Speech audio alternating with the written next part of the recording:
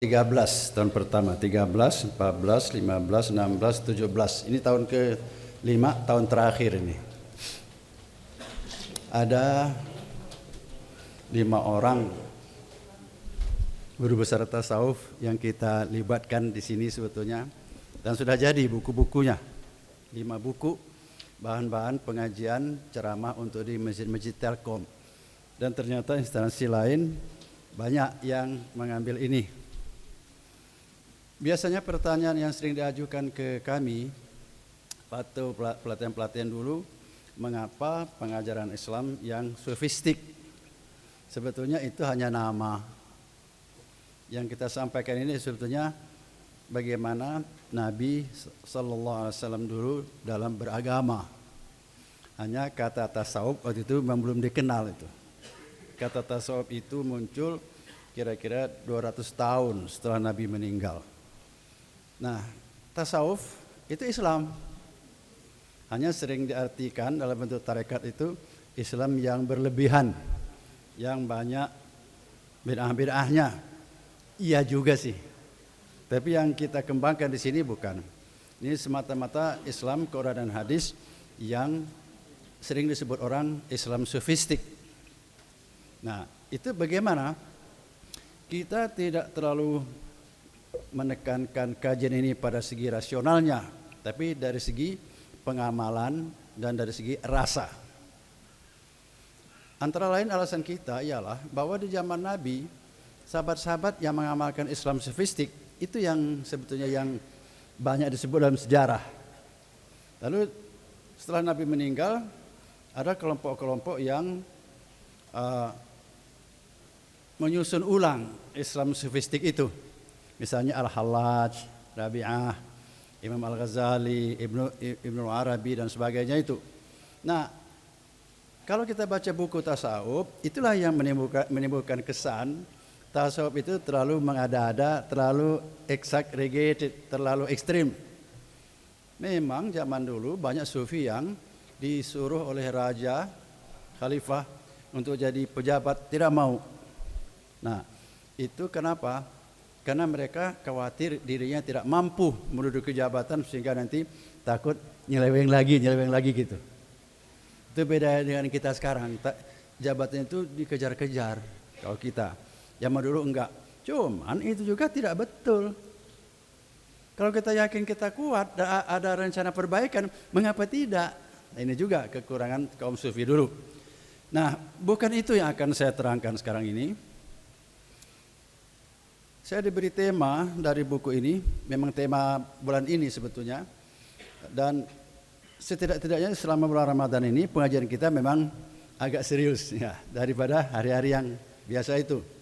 Serius dalam arti banyak pelajaran yang harus ditangkap dengan rasa, dengan jiwa, dengan rauk, dengan kalbu, bukan dengan akal. Misalnya ini. Judul di saya ini hari ini Liqa'ullah, bertemu dengan Allah. Ini banyak ayat Quran yang menerangkan ini. Ini ada dalam surah Al-Ankabut ayat 5 ada, barang siapa mengharap bertemu dengan Allah, maka sungguhnya waktunya akan datang. Dan dia maha mendengar, maha mengetahui.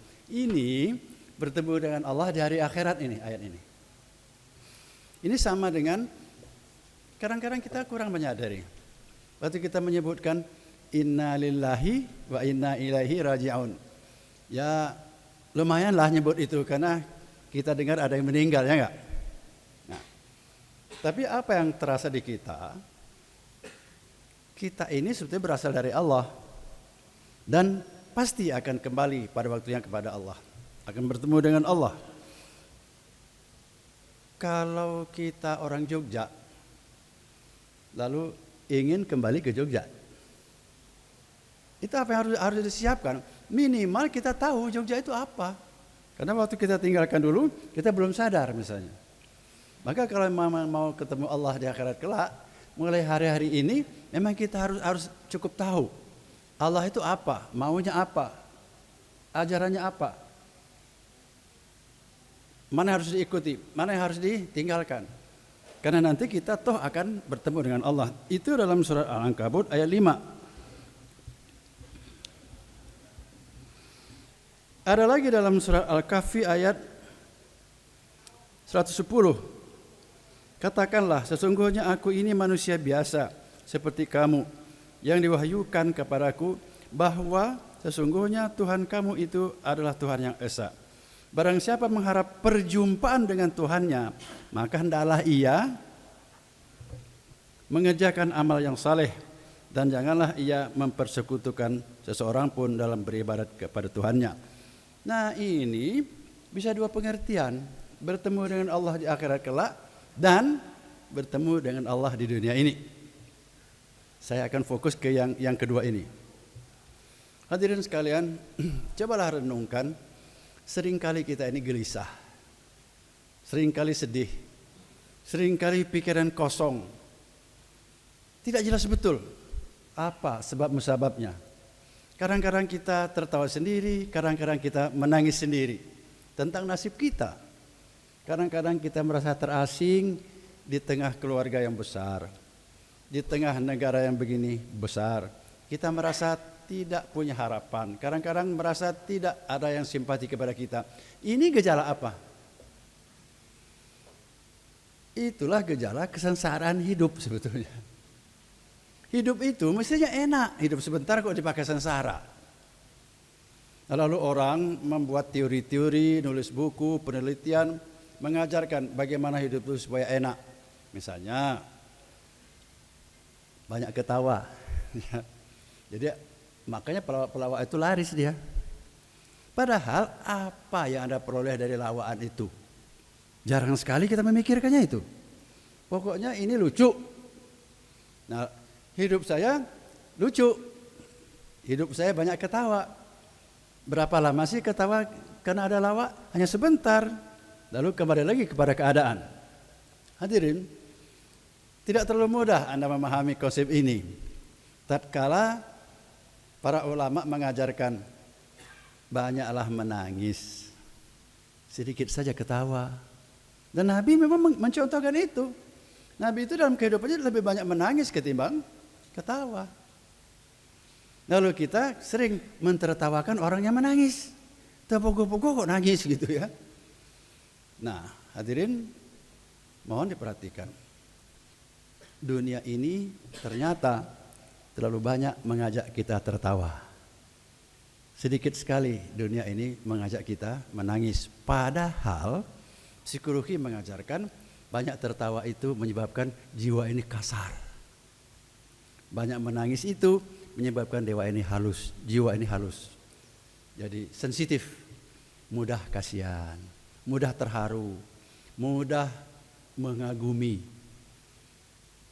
Sampai dia menangis terpuguh-puguh, enggak jelas alasannya kata kita. Padahal itu tentu saja ada alasannya, hanya alasan itu enggak bisa dijelaskan.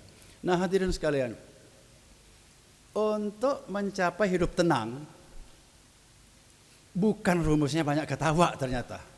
Jelas itu. Lalu apa rumusnya? Harus banyak menangis? Enggak juga sih. Cuman,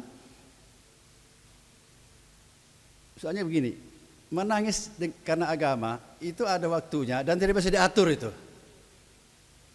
Misalnya ada seseorang yang dulu imam sholat, tiba-tiba tidak sanggup lagi jadi imam. Itu ada loh.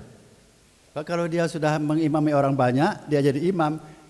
Begitu dia baca ayat Quran, dia menangis. Maka kacau kan sholatnya. Maka dia tidak mau lagi jadi imam. Itu ada orang-orang seperti itu. Nah, pengaruh-pengaruh seperti itu pengaruh positif sebetulnya.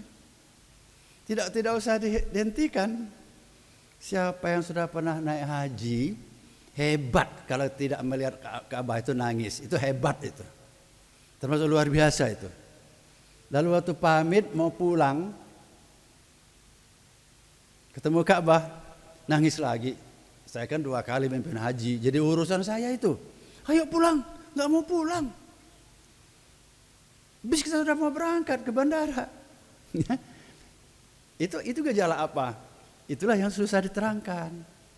Itu gejala menangis yang bukan dibuat-buat. Itu. Menangis juga memang ada yang dibuat-buat.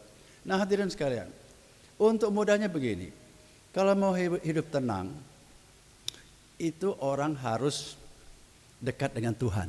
Nah inilah liqa Allah itu. Bertemu Tuhan di dunia itulah sebetulnya modal yang sudah teruji dapat membawa ketenangan. Dalam keadaan susah duit, tenang. Dalam keadaan banyak duit, tenang. Kalau Anda mengatakan jabatan dan duit itu sumber ketenangan, bukti sudah banyak menunjukkan bukan. Kalau Anda mengatakan hebat, senang itu kalau jadi juara terus perlombaan, menang lagi, tidak juga. Banyak orang seperti itu tapi kacau juga hidupnya. Lalu yang mana yang kita perlukan? Lihat aja orang-orang yang patuh kepada Allah, menjauhi larangannya, mengerjakan perintahnya, itu orang-orang yang hidupnya tenang. Bukan ditenang-tenangkan, memang tenang. Kenapa? Karena dia selalu merasa di dekat Allah, dia selalu merasa bertemu dengan Tuhannya selama di dunia. Nanti ada jaminan di akhirat dia akan bertemu dengan Tuhannya. Nah, untuk itulah ayat-ayat tadi mengatakan, gimana caranya supaya saya itu dekat dengan Tuhan, supaya saya itu bertemu dengan Tuhan, supaya saya itu merasa kekasih Tuhan, supaya saya merasa selalu dibela Tuhan. Itu bagaimana? Supaya saya itu selalu takarrub kepada Tuhan. Ayat tadi mengatakan fala yamal amalan salehah. Beramalah yang baik. Itu mudah itu. Amal baik itu bahan pengajian di mana-mana, itu amal baik itu. Cuman sambungan ayat ini yang agak menyulitkan kita memahaminya.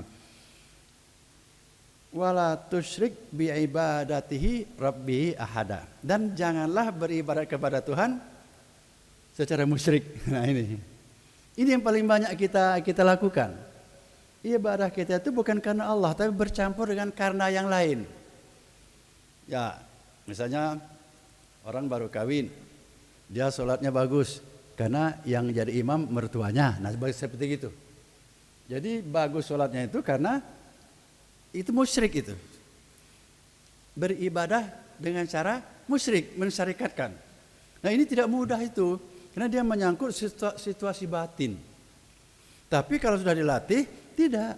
Jadi janganlah beribadah dalam bentuk mensyarikatkan Allah. Ini kunci yang kedua kalau kita mau ingin liqa'ullah, bertemu dengan Allah di dunia ini. Kalau kita tidak berjumpa dengan Allah di dunia ini, bisa jadi di akhirat nanti juga enggak ketemu. Kalau enggak ketemu, berarti masuk neraka dong. Kalau orang di surga itu bisa ketemu dengan Allah. Bagaimana bentuknya memang banyak penjelasan itu. Jadi tidak boleh tidak. Bukan pilihan ini, tapi kewajiban. Sejak sekarang kita memang berusaha selalu bertemu dengan Allah. Dalam tulisan ini ada dikatakan, yang paling mudah begini. Orang yang bertemu dengan Allah itu, dia itu kekasih Allah. Dia itu dicintai Allah.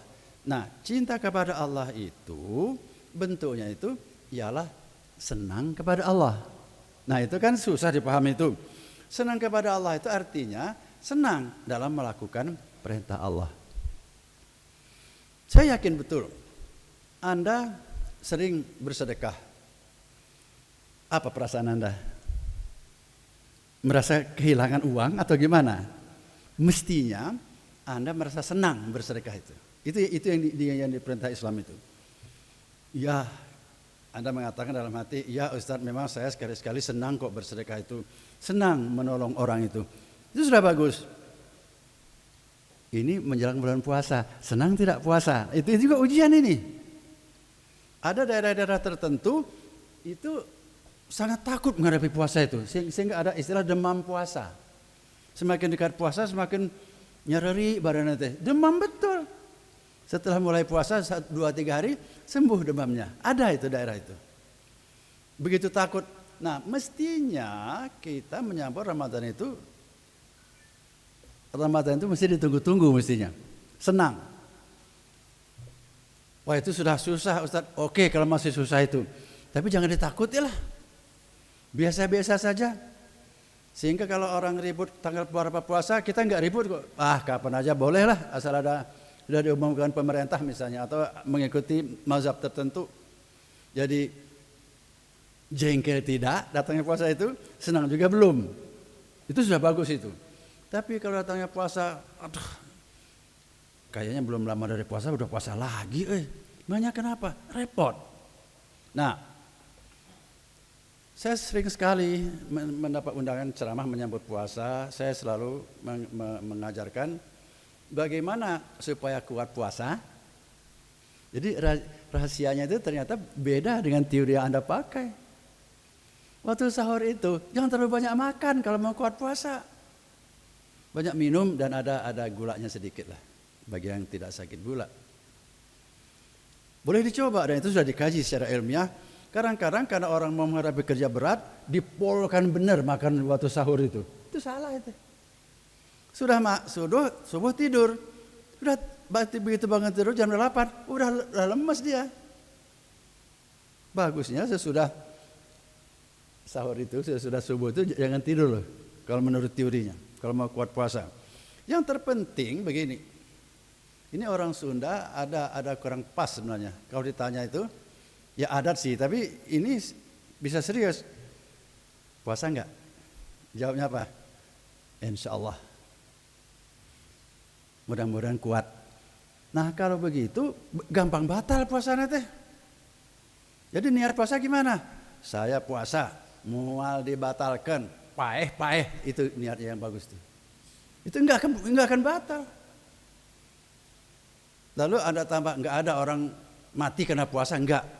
Cuman tidak pas betul begitu. Kalau kata dokter ahli, kamu jangan puasa, ya ikutin juga lah.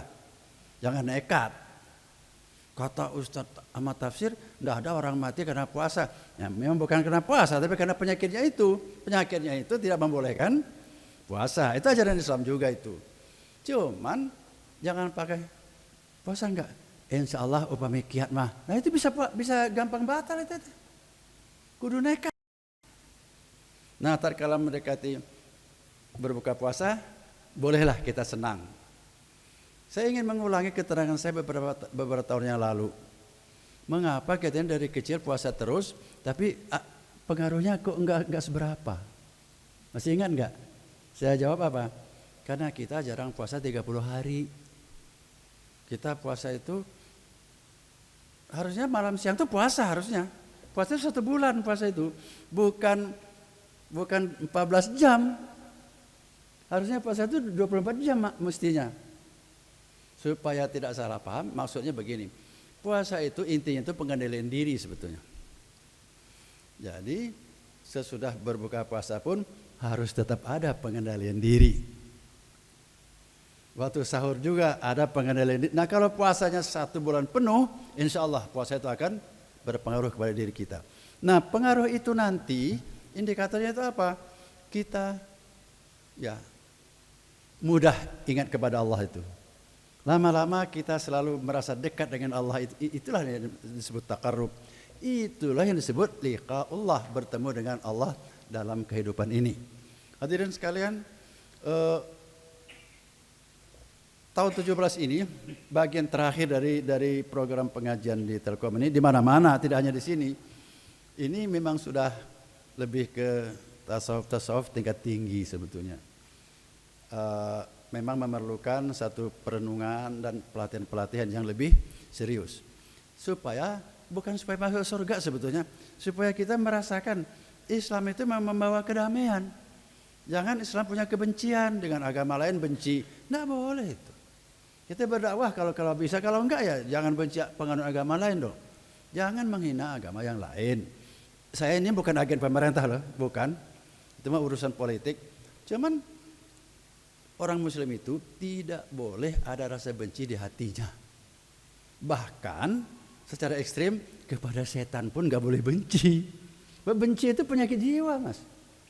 Orang tidak akan tenang hidupnya kalau dia punya rasa benci. Apalagi benci kepada suami atau istri suami benci kepada istrinya. Wah itu penderitaan itu. Harus diubah, harus diubah dengan cinta. Cinta itu baru betul-betul benar jika telah ada rasa cinta kepada Allah. Cinta kepada Allah itu bukan zatnya. Kalau baca buku kacau pikiran Anda, baca buku tasawuf. Cinta kepada Allah itu senang melaksanakan seluruh perintahnya, senang meninggalkan seluruh ajarannya. Demikianlah pengajian kita yang singkat, mudah-mudahan manfaat. Dan kita sebentar lagi akan masuk ke Ramadan. Mari kita sambut dengan riang gembira. Sekalipun kita tahu itu ada penderitaan juga di dalamnya, tapi itulah yang namanya ajaran Tuhan. Dan puasa ini betul-betul akan menambah kebahagiaan hidup, kemampuan mengendalikan diri yang ada pada kita sebagai inti ajaran Islam itu. Assalamualaikum warahmatullahi wabarakatuh.